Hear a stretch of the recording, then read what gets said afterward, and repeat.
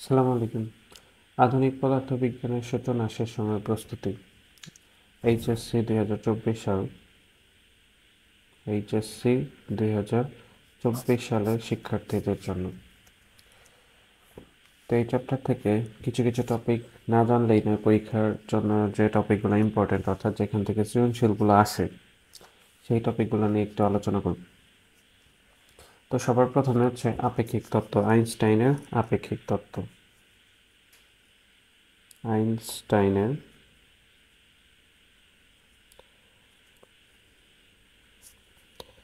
আপেক্ষিক তত্ত্ব।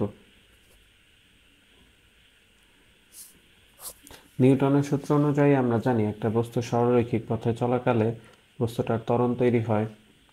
বস্তুটা একটা বেগ নিয়ে এই তলের উপর দিয়ে গতিশীল থাকে, তার ভরের কোনো পরিবর্তন হয় না, সময়ের কোনো পরিবর্তন হয় না এবং দৈর্ঘ্যের কোনো পরিবর্তন হয় না। কিন্তু আইনস্টাইনের আপেক্ষিক তত্ত্ব অনুযায়ী একটি বস্তুকে যদি আলোর বেগে নিক্ষেপ করা হয় তাহলে তার ভরের, দৈর্ঘ্যের, সময়ের দুইটারই পরিবর্তন হয়।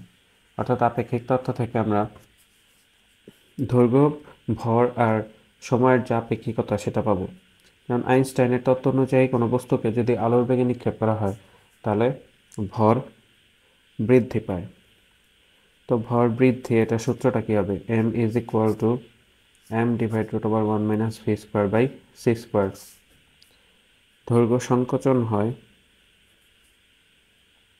দৈর্ঘ্য সংকোচন L is equal to L divided root over 1 minus v square by c square। আর হচ্ছে কাল দীর্ঘায়ন হয়, কাল দীর্ঘায়ন t is equal to t divided root over 1 minus v square by c square।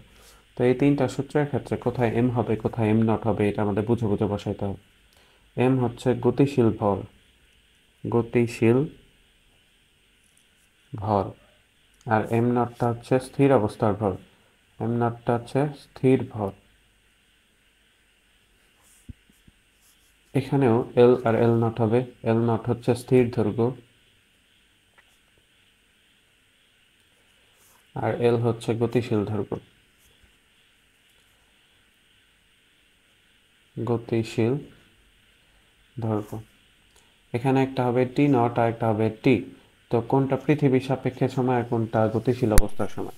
মহাকাশযানে যে বসে থাকে সে হচ্ছে স্থির, তাহলে তার হিসেবে হচ্ছে টি নট হবে। মহাকাশ যানে যে বসে থাকে, যে বসে থাকে তার ক্ষেত্রে টি নট। আর এটা হচ্ছে টিটা হচ্ছে পৃথিবীর সাপেক্ষে, পৃথিবী থেকে দেখতেছে সবাই যে মহাকাশযানটা গতিশীল পৃথিবীর ক্ষেত্রে।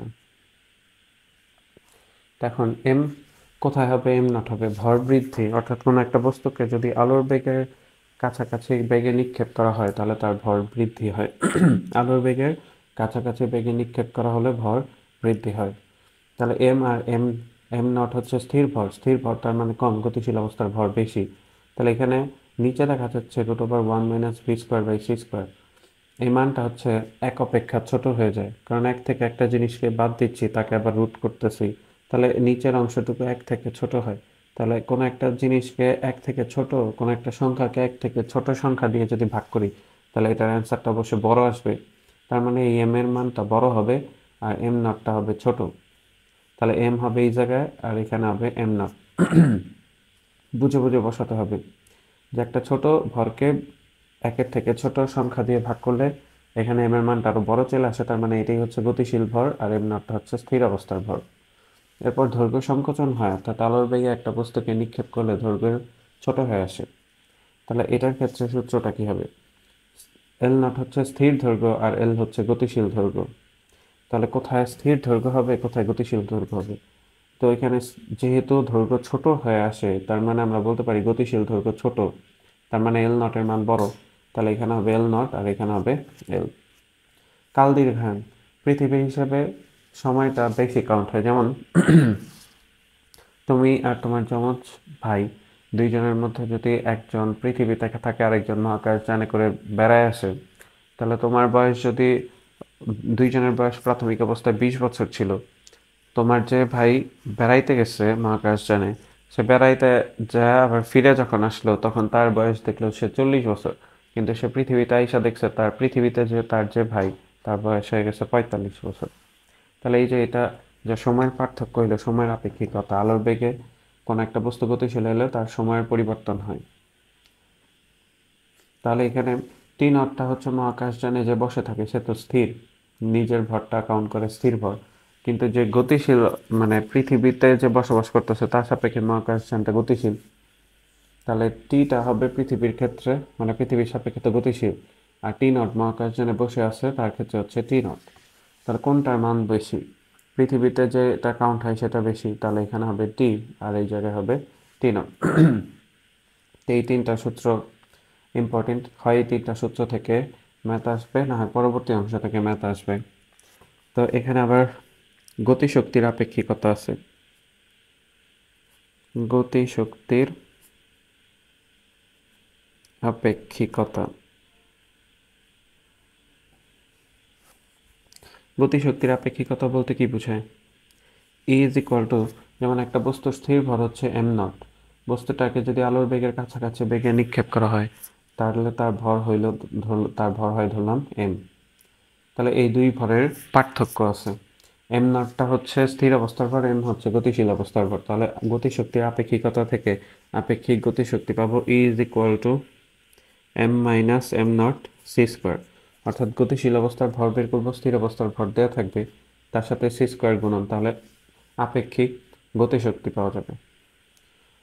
এখানে এই সূত্রগুলা আবার হচ্ছে পরিবর্তন হইতে পারে প্রয়োজন অনুসারে, যেমন এম বস্তুর ভর, তাই সূত্রটা আমরা একটু লিখি, M is equal to M nought root over 1 - v² / c²।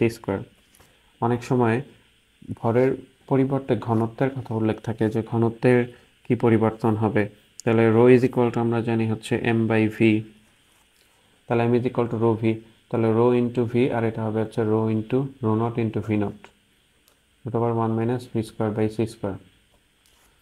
এখন একটা বস্তুর দৈর্ঘ্য প্রস্থ উচ্চতা আছে, তাহলে আয়তন কী হবে? দৈর্ঘ্য গুণন প্রস্থ গুণন উচ্চতা, দৈর্ঘ্য গুণন প্রস্থ গুণন উচ্চতা বা ক্ষেত্রফল ইন্টু দৈর্ঘ্য। যদি বলে বস্তুটা দৈর্ঘ্য বরাবর গতিশীল, যে দিক বরাবর গতিশীল বা যার সাপেক্ষে হচ্ছে বস্তুটা গতিশীল, শুধুমাত্র ওইটাই আপেক্ষিকতা অনুযায়ী পরিবর্তন হবে। যেমন এই বস্তুটার দৈর্ঘ্য প্রস্থ উচ্চতা তিনটাই আছে, দৈর্ঘ্য প্রস্থ উচ্চতা তিনটা আছে। এখন যদি বলে এই বস্তুটা হচ্ছে দৈর্ঘ্য বরাবর গতিশীল, তাহলে দৈর্ঘ্যেরই শুধুমাত্র পরিবর্তন হবে, প্রস্থ আর উচ্চতার কোনো পরিবর্তন হবে না, তাহলে দৈর্ঘ্যের চেঞ্জ হবে। তাহলে দৈর্ঘ্য গুণন প্রস্থের পরিবর্তে আমরা ক্ষেত্রফল লিখতে পারি, তাহলে রো ভি, এখানে রো ভি এর পরিবর্তে ক্ষেত্রফল ইন্টু দৈর্ঘ্য লিখতে পারি, আর এখানে রো নট ভি নটের পরিবর্তে এ ইন্টু এল নট, নিচে হচ্ছে রুট ওভার 1 - v² / c²। তাহলে এখান থেকে এ আর এ উভয় পক্ষ থেকে কাটাকাটি যাবে। তো ঘনত্বের পরিবর্তন নির্ণয় করতে পারি এখান থেকে, যে ঘনত্ব আগে কত ছিল এখন কত হয়েছে, আর এল আর এল নটের সম্পর্ক তো হচ্ছে আমরা এই সূত্র থেকে নির্ণয় করতে পারি। তো এরকম টাইপের অনেক অঙ্ক আসতে পারে, আর এইভাবে আমাদের বের করার প্রয়োজন হতে পারে যে ঘনত্ব নির্ণয় করতে হবে। তো আশা করি এতটুকু টপিক বুঝতে পারছেন আপেক্ষিকতা থেকে। কালো বস্তুর বিকিরণ, এই টপিকটা খ নম্বরের জন্য ইম্পর্টেন্ট। কালো বস্তু কি? যে সকল প্রকার আলোক রশ্মি বা সকল কম্পাঙ্ক বিশিষ্ট আলো বা তরঙ্গ যে বস্তু শোষণ করে তাকে কালো বস্তু বলে। অর্থাৎ কালো বস্তু, যদি আমরা কোনো কালো গেঞ্জি পরি, কালো গেঞ্জি পরে যদি আমরা কক্সবাজার রোদের মধ্যে ঘোরাফেরা করি, তাহলে দেখা যাবে যে কালো গেঞ্জিটা অনেক বেশি হিট হচ্ছে, কিন্তু সাদা কাপড় যদি পরি, সাদা কাপড় আরও হচ্ছে তাপ বিকিরণ করে বা আলো বিকিরণ করে, কিন্তু কালো বস্তু হইলে সেটা হচ্ছে আরও তাপ শোষণ করে বা আলো শোষণ করে। তো এই কালো বস্তু বিকিরণ করে কখন? এই কালো বস্তুকে যখন উত্তপ্ত করা হয় তখন সেই কালো বস্তুটাই বিকিরণ করে। তাহলে কালো বস্তুকে উত্তপ্ত করা হলে তখন সেই বস্তুর সকল প্রকার আলো বা তরঙ্গ বিকিরণ করবে, তো অর্থাৎ তখন সেটা উৎকৃষ্ট বিকিরক হিসেবে বিবেচিত হবে। এরপর আছে হচ্ছে এক্স রে। এক্স রে কি? এক্স রে হচ্ছে উচ্চ ভেদন ক্ষমতা সম্পন্ন একটা রশ্মি। দ্রুতগতি সম্পন্ন কোনো ইলেকট্রন যদি একটা বস্তুকে আঘাত করে তাহলে সেখানে বস্তু থেকে যে উচ্চ ভেদন ক্ষমতা সম্পন্ন বিকিরণ নিঃসৃত হয় সেটাই হচ্ছে এক্স রে। তাহলে এক্স রে কি? দ্রুতগতি সম্পন্ন কোনো ইলেকট্রন কোনো পদার্থকে আঘাত করলে সেই বস্তু থেকে উচ্চ ভেদন ক্ষমতা সম্পন্ন যে রশ্মি নির্গত হয় বা যে বিকিরিত রশ্মি নির্গত হয় সেটাই হচ্ছে এক্স রে। এক্স রে দুই প্রকার, একটা হচ্ছে কঠিন এক্স রে আর একটা হচ্ছে কোমল এক্স রে। তো এই একটা ধাতব পদার্থ, এখানে দ্রুতগতি সম্পন্ন একটা ইলেকট্রন আসতেছে, আসার পর এর উপর পড়তেছে, তারপর এখান থেকে যে রশ্মি নির্গত হয় সেটাই হচ্ছে এক্স রে। তো এই দ্রুতগতি সম্পন্ন যে ইলেকট্রন তার একটা গতিশক্তি আছে, সেই গতিশক্তি হচ্ছে 12 mv ম্যাক্স স্কোয়ার। দ্রুতগতি সম্পন্ন এর জন্য ভি ম্যাক্স স্কোয়ার ধরা হয়। তো এম হচ্ছে ইলেকট্রনের ভর, এটা ইজ ইকুয়াল টু আমরা লিখতে পারি ই ইন্টু ভি নট। এটা হচ্ছে ইলেকট্রনের আধান আর ভি নট হচ্ছে নিবৃত্তি বিভব। ই নটটা হচ্ছে নিবৃত্তি বিভব। এই নিবৃত্তি বিভব কি এটা আমরা জানবো একটু পর। এরপর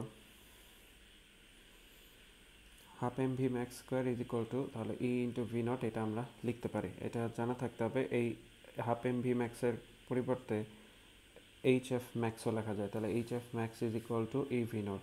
এইচ এফ ম্যাক্স ফ্রিকোয়েন্সি যদি ম্যাক্সিমাম হয়, তরঙ্গ দৈর্ঘ্য হবে মিনিমাম, তাহলে H by lambda minimum, H C by lambda minimum, এইটা is equal to E into V not. কারণ F is equal to C by lambda লেখা যায়, C is equal to F lambda এই সূত্র থেকে আসছে। এরপর হচ্ছে ফটো ইলেকট্রিক ইফেক্ট। তো ফটো ইলেকট্রিক ইফেক্ট বা আলোক তড়িৎ ক্রিয়া কি? যথোপযুক্ত উচ্চ কম্পাঙ্ক বিশিষ্ট আলোক রশ্মি কোনো ধাতব পদার্থের ওপর ফেললে তা থেকে ইলেকট্রন নিঃসৃত হয়, এই ঘটনাকে ফটো তড়িৎ ক্রিয়া বলে। তো যথোপযুক্ত উচ্চ কম্পাঙ্ক বিশিষ্ট আলো, এইটা হচ্ছে একটা ধাতব পদার্থ, এই ধাতব পদার্থের উপর যথোপযুক্ত উচ্চ কম্পাঙ্ক বিশিষ্ট আলো ফেলতেছে, এটাকে বলা হয় আপতিত আলো। আপতিত আলো,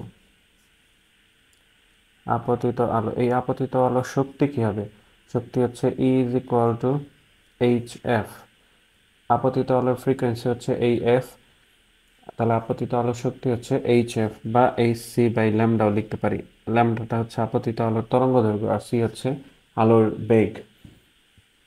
তাহলে আপতিত আলোর শক্তি হচ্ছে H is equal to H F by C by lambda. তো যথোপযুক্ত কম্পাঙ্ক বিশিষ্ট আলো এই ধাতব পদার্থে ফেললে এই ধাতব পদার্থ থেকে যদি ইলেকট্রন নিঃসৃত হয়, অর্থাৎ এই পদার্থ থেকে ইলেকট্রন বের হয়ে যাচ্ছে, তাহলে আলোর এই ঘটনাটাকে বলা হয় ফটো তড়িৎ ক্রিয়া বা আলোকিক ফটো ইলেকট্রিক ইফেক্ট।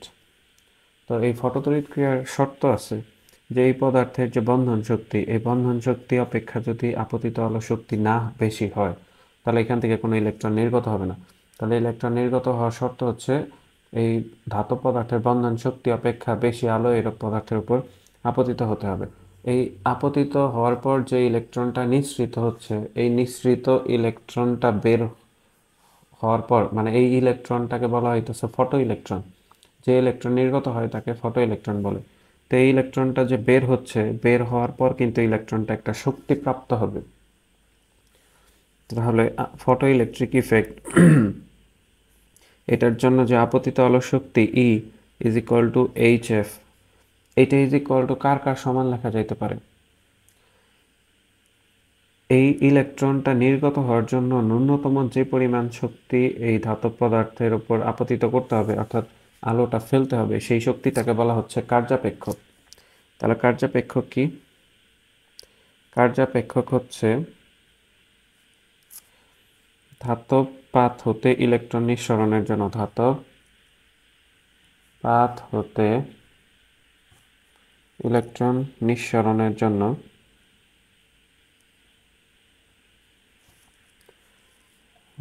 ন্যূনতম যে শক্তির প্রয়োজন হয়, ন্যূনতম যে শক্তির প্রয়োজন হয়,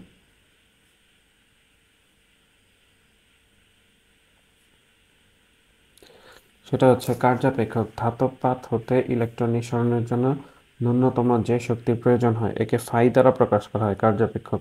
phi is equal to H F not. আপতিত আলোর শক্তি হচ্ছে is equal to H F, এই এফটা হচ্ছে আপতিত আলোর কম্পাঙ্ক, আর এই এফটাকে বলা হয় হচ্ছে সূচন কম্পাঙ্ক। সূচন কম্পাঙ্ক, সূচন কম্পাঙ্ক কি জিনিস? বা সূচন কম্পাঙ্ক, এটা কাকে বলে? ন্যূনতম যে কম্পাঙ্ক বিশিষ্ট আলো ধাতব পাতে ফেললে সেখান থেকে ইলেকট্রন নির্গত হয়। ন্যূনতম যে কম্পাঙ্ক বিশিষ্ট আলো ধাতব পাতে ফেললে তা থেকে ইলেকট্রন নিঃসৃত হয়।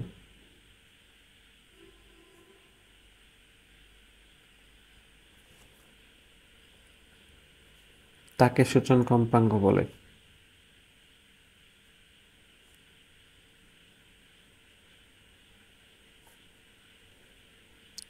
তাহলে এখানে যে আপতিত আলোর যে শক্তি, অর্থাৎ যে আলোটা আপতিত করা হচ্ছে সেই আপতিত আলোর শক্তি, সেটা হচ্ছে এইচ এফ। এটা ইজ ইকুয়াল টু কার কার সমান হবে? এই কার্যাপেক্ষক ফাই প্লাস হচ্ছে এখান থেকে যে ইলেকট্রনটা বের হচ্ছে, এই ফাইটা কিন্তু হচ্ছে ন্যূনতম যে শক্তি দেওয়ার কারণে ইলেকট্রনটা নির্গত হয়েছে, সেই শক্তিটা হচ্ছে ফাই। তাহলে আপতিত আলো শক্তি এটা অবশ্যই ফাই অপেক্ষা বেশি হবে বা কার্যাপেক্ষক অপেক্ষা বেশি হবে। আপতিত আলোর শক্তি এটা is equal to phi plus ইলেকট্রনের গতিশক্তি ফাই প্লাস কে ম্যাক্স। অর্থাৎ যে ইলেকট্রনটা বের হচ্ছে এখান থেকে, যে ইলেকট্রনটা বের হচ্ছে এই ইলেকট্রনটা তো স্থির থাকবে না, এই ইলেকট্রনটা একটা বেগ নিয়ে চলাচল শুরু করবে, সেই ইলেকট্রনের শক্তি হচ্ছে এই কে ম্যাক্স। তাহলে H F is equal to ফাইয়ের পরিবর্তে আমরা এইচ এফ নট লিখতে পারি, প্লাস কে ম্যাক্সের পরিবর্তে হাফ এম ভি ম্যাক্স তার উপর স্কোয়ার লিখতে পারি। বা এটাকে আবার আমরা H F is equal to H F not plus half M V ম্যাক্সের পরিবর্তে হচ্ছে ই ইন্টু ভি নট লিখতে পারি।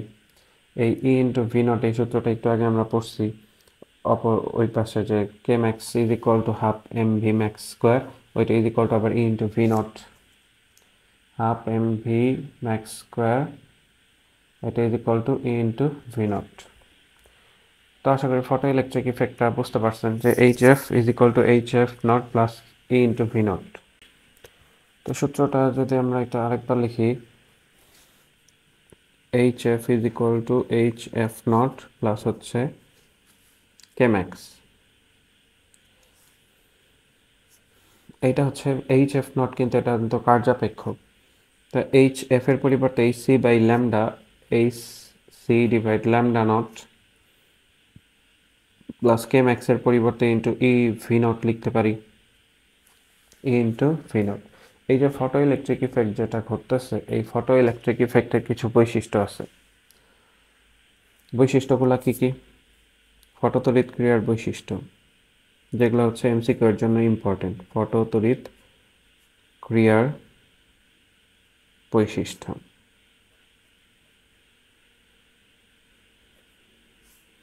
এক নম্বর বৈশিষ্ট্য হচ্ছে অবশ্যই যথোপযুক্ত কম্পাঙ্ক বিশিষ্ট আলো হইতে হবে। যথোপযুক্ত কম্পাঙ্ক বিশিষ্ট আলো হইতে হবে।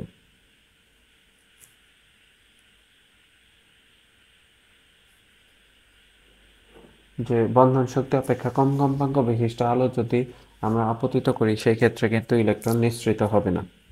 দুই নম্বর হচ্ছে আলোর তীব্রতার উপর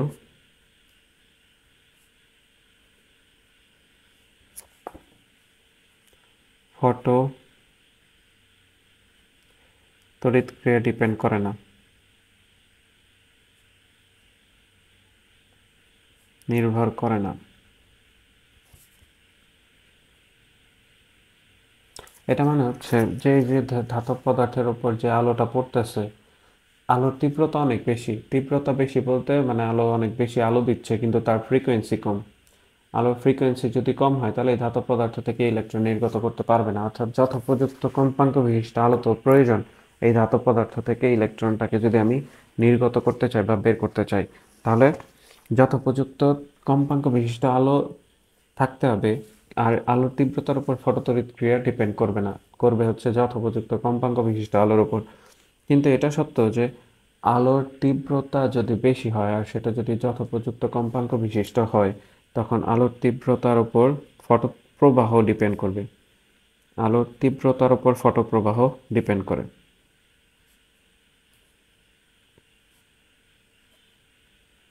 ফটোপ্রবাহ নির্ভরশীল, এটা মানে হচ্ছে যে যথোপযুক্ত কম্পাঙ্ক বিশিষ্ট আমি আলো দিলাম, সেখান থেকে ফটোপ্রবাহ পাওয়া গেল, সেই ফটোপ্রবাহ নির্ভর করবে আলোর তীব্রতার উপর। যে আলোর তীব্রতা যত বেশি সেখান থেকে তত বেশি ফটোপ্রবাহ পাবো। আর নিবৃত্ত বিভবের ব্যাপারটা কি? নিবৃত্ত বিভব আমরা জানবো।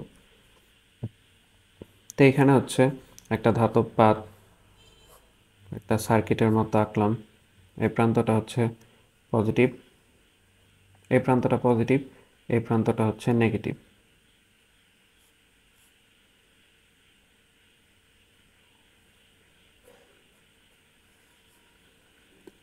তো এই দিক দিয়ে ইলেকট্রন যাবে, এই দিক দিয়ে ধনাত্মক চার্জ যাবে। এই ধাতব পাতের উপর আলো এসে পড়তেছে, ধাতব পাতের উপর যখন আলো এসে পড়বে তখন এই বরাবর ইলেকট্রন যাবে, ফটোপ্রবাহ চলবে।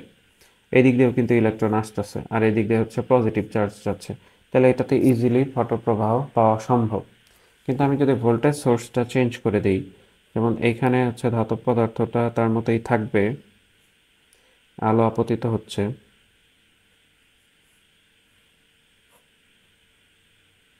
এই পাশে প্লাস দিলাম আর এই পাশে হচ্ছে মাইনাস দিলাম, তাহলে এখানে ফটোপ্রবাহ হওয়ার শর্ত কি, যে এই ধাতব পাতে আলো আপতিত হওয়ার পর এখান থেকে ইলেকট্রন বের হয়ে সেটা এইদিকে আসবে।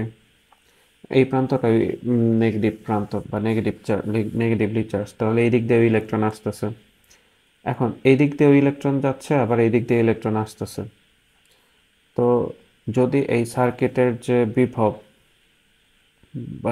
এটাকে আমরা ভি দ্বারা প্রকাশ করলাম, সার্কিটের বিভব যদি আস্তে আস্তে আমি বাড়াই, দেখা যাবে এই দিক দিয়ে ইলেকট্রন যাওয়ার চাপটা বাড়তে থাকবে।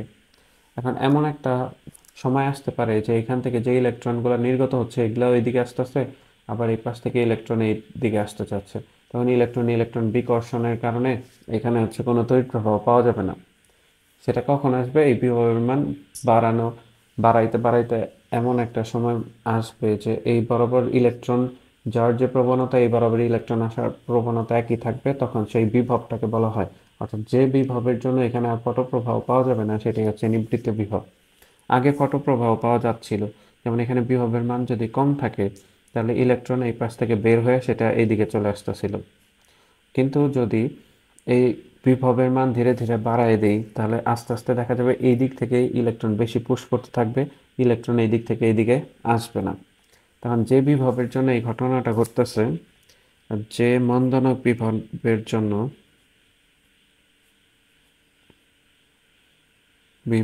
জন্য ফটোপ্রবাহ পাওয়া যায় না,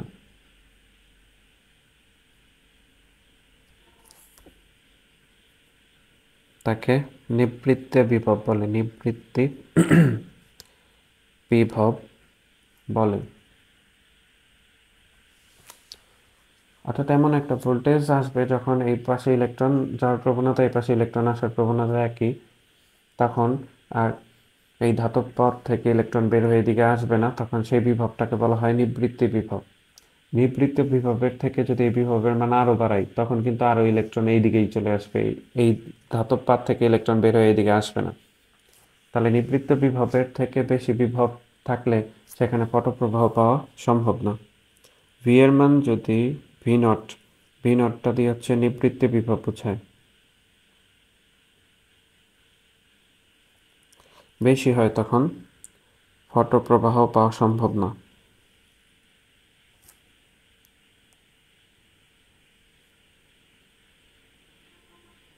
নিবৃত্ত বিভবের সমান হলেও সম্ভব নয়। যদি V is less than V naught হয় তখন ফটোপ্রবাহ পাওয়া যাবে, অর্থাৎ ইলেকট্রন এই পাশ থেকে বের হয়ে এদিকে আসবে, ফটোপ্রবাহ পাওয়া যাবে।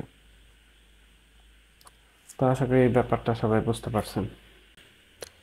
কম্পটন ইফেক্ট বা কম্পটন প্রভাব কি? যথোপযুক্ত কম্পাঙ্ক বিশিষ্ট আলো কোনো ধাতব পাতে আপতিত হয়ে ইলেকট্রন নির্গত হলে আপতিত ফোটনের তরঙ্গদৈর্ঘ্য অপেক্ষা বিক্ষিপ্ত ফোটনের তরঙ্গদৈর্ঘ্য বেশি হয়। এই ঘটনাকে কম্পটন প্রভাব বলে। এটা যদি একটা ধাতব পাত হয়, এই ধাতব পাতে আপতিত আলোর যে একটা তরঙ্গ দৈর্ঘ্য থাকবে, যথোপযুক্ত তরঙ্গ দৈর্ঘ্য বিশিষ্ট আলো এখানে হচ্ছে এই ধাতব পদার্থকে আইসা আঘাত করলো, আঘাত করার পর এই ধাতব পদার্থ থেকে একটা ইলেকট্রন বের হয়ে এদিকে গেল, ইলেকট্রনটা এই বরাবর গেল, এটা হচ্ছে বিক্ষিপ্ত ইলেকট্রন, এটাকে বলা হয় বিক্ষিপ্ত ইলেকট্রন। আর এই আপতিত ফোটন এই পদার্থে ধাক্কা খাওয়ার পর এই বরাবর ফোটন বিক্ষিপ্ত হয়। তো দেখা যাচ্ছে যে এই যে বিক্ষিপ্ত ফোটনের যে তরঙ্গ দৈর্ঘ্য, এটা হচ্ছে থিটা কোণ, থিটা ডিগ্রি অ্যাঙ্গেলে এটা এই বরাবর চলে গেল। তা বিক্ষিপ্ত ফোটনের যে তরঙ্গ দৈর্ঘ্য, এই তরঙ্গ দৈর্ঘ্যের মানটা এই আপতিত ফোটনের যে তরঙ্গ দৈর্ঘ্য তা থেকে কিছুটা বেশি দেখা যাচ্ছে। তো এই ঘটনাটাকেই বলা হয় কম্পটন প্রভাব। তো তরঙ্গ দৈর্ঘ্য বেশি কেন হয়? আপতিত ফোটনের যে শক্তি সেটা কি E is equal to hf বা hc বাই ল্যামডা, এটা আমরা লিখতে পারি। তো এখন এই যে আপতিত ফোটন ফোটন যে আপতিত হচ্ছে, এটা শক্তি কিন্তু বিভক্ত হচ্ছে কিভাবে? যে এই বরাবর যে একটা ইলেকট্রন নির্গত হলো, এই ইলেকট্রনের তো একটা গতিশক্তি আছে, আবার এই বরাবর ফোটন বিক্ষিপ্ত হয়েছে, তাহলে ইলেকট্রনের শক্তি পাওয়া যাচ্ছে, আবার ফোটনের শক্তি পাওয়া যাইতেছে। তার মানে এটার যে শক্তি তা দুইটা ভাগে ভাগ হইলো, সমান ভাগে না, মানে দুইটা ভাগে ভাগ হইলো, ইলেকট্রনের শক্তি পাওয়া গেল আর এই বিক্ষিপ্ত ফোটনের শক্তি পাওয়া গেল। এখন বিক্ষিপ্ত ফোটনের শক্তি কিন্তু আপতিত ফোটনের শক্তি অপেক্ষা কম। শক্তির সাথে তরঙ্গ দৈর্ঘ্যের সম্পর্ক কিন্তু ব্যস্তানুপাতিক। G is equal to H C by lambda, lambda যত বেশি শক্তির মান তত কম, ল্যামডা যত কম শক্তির মান তত বেশি। তাহলে এখানে যেহেতু শক্তির মান এইটার থেকে কমে আসছে, তাহলে আমরা বলতে পারি শক্তির মান যেহেতু কমে আসছে, তাহলে আমরা বলতে পারি যে এই শক্তির মান কমে আসার কারণে তরঙ্গ দৈর্ঘ্যের মান বেশি, অর্থাৎ তরঙ্গ দৈর্ঘ্য এখানে বেশি, তার মানে শক্তির মান কম। তো এখন এখান থেকে একটা সূত্র নিয়ে আসবো যে বিক্ষিপ্ত ফোটনের তরঙ্গ দৈর্ঘ্য আর আপতিত ফোটনের তরঙ্গ দৈর্ঘ্য, এই দুইটা তরঙ্গ দৈর্ঘ্যের মধ্যে একটা পার্থক্য আছে। সে পার্থক্যটা কি? Del lambda, del lambda is equal to lambda prime minus হচ্ছে ল্যামডা। ল্যামডা প্রাইম এটা হচ্ছে গিয়ে বিক্ষিপ্ত ফোটনের তরঙ্গ দৈর্ঘ্য, আর ল্যামডাটা হচ্ছে আপতিত ফোটনের তরঙ্গ দৈর্ঘ্য।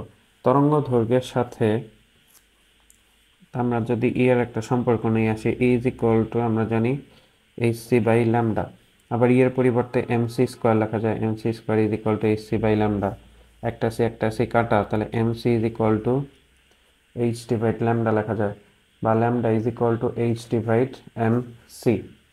তাহলে যে ফোটনটা আপতিত হচ্ছে,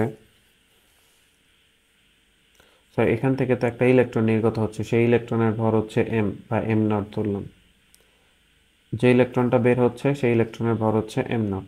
তাহলে ল্যামডা প্রাইমের পরিবর্তে আমরা কি লিখতে পারি? H divide M not C. Lambda প্রাইমটা এই বরাবর যাচ্ছে, তো এই বরাবর যেহেতু যাচ্ছে তার আনুভূমিক বরাবর একটা উপাংশ আছে, সেই উপাংশটা কি হবে? সেই উপাংশটা হবে হচ্ছে ল্যামডা প্রাইম, ল্যামডা প্রাইম যাচ্ছে এই বরাবর, তাহলে এই বরাবর উপাংশ হচ্ছে ল্যামডা প্রাইম কস থিটা। এটা যদি থিটা কোণ ধরি তাহলে এখানে থিটা নিব, ল্যামডা প্রাইম কস থিটা। তাহলে ল্যামডার পরিবর্তে, ল্যামডাটা তো এইদিকে আসতেছিল, ল্যামডার পরিবর্তে এখনো যদি এই বরাবর তার উপাংশটা নেই, তাহলে lambda is equal to lambda prime cos theta. তাহলে ল্যামডা এর পরিবর্তে ল্যামডা প্রাইম কস থিটা লেখা যায়।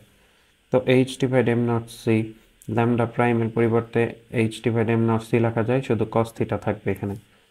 তাহলে H divide M not C এটা কমন নিতে পারি, তাহলে 1 মাইনাস কস থিটা। বইয়ে ফাই দ্বারা প্রকাশ করা আছে, তাহলে ডেল ল্যামডা তরঙ্গ দৈর্ঘ্যের পার্থক্য, del lambda is equal to H divide M not C into 1 minus cos theta. এটা হচ্ছে কম্পটন প্রভাব থেকে পাইলাম তরঙ্গ দৈর্ঘ্যের পার্থক্য, আপতিত ও বিক্ষিপ্ত ফোটনের তরঙ্গ দৈর্ঘ্যের পার্থক্য। এই সূত্র দিয়ে কিন্তু ম্যাথ করার প্রয়োজন আছে। সিলেট বোর্ড 2017 সালের কোশ্চেনটা এই টপিক থেকে আসছে। কোশ্চেনটা ভালো ইম্পর্টেন্ট আছে, কুলিজ ল সম্পর্কিত একটা ম্যাথ আছে। তো ইলেকট্রনের ভরবেগ নির্ণয়ের জন্য আমরা কোন সূত্র ইউজ করব? ফোটনের ভরবেগ তো আমরা জানি, ফোটনের ভরবেগ E is equal to MC square, ফোটনের ক্ষেত্রে এটা আমরা জানি। ই এর পরিবর্তে আমরা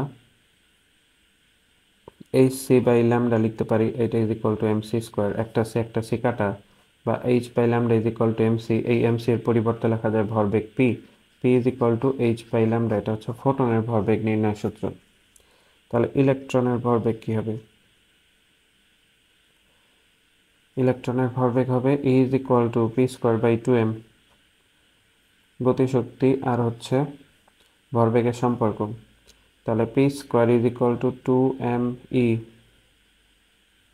তাহলে P is equal to root over two M E. এই সূত্রটা ইম্পর্টেন্ট ভরবেগ সম্পর্কিত। ইলেকট্রনের ভরবেগ হচ্ছে P is equal to root over two M E, আর ফোটনের ভরবেগ হচ্ছে H by lambda, P is equal to H by lambda. তো এখানে যতটুকু থিওরি বলা আছে এখান থেকে অনেকগুলো সৃজনশীল আছে বোর্ডের, প্রায় অধিকাংশ মানে সবগুলো সৃজনশীল এই টপিক সম্পর্কিত। যত বোর্ডের আগে যত কোশ্চেন ছিল সবই হচ্ছে এখানে যতটুকু টপিক দেখাইলাম এতটুকু টপিক থেকে আসছে। আশা করি এতটুকু টপিক পড়লে সবার হচ্ছে কোশ্চেন কমন পড়বে। এইটুকু টপিক পড়ার পর তারপরে অনেক বোর্ডের কোশ্চেন সলভ করতে হবে। তো যে কোনো এখানে কোনো সমস্যা থাকে অবশ্যই কমেন্ট করে জানাবেন। আল্লাহ হাফেজ।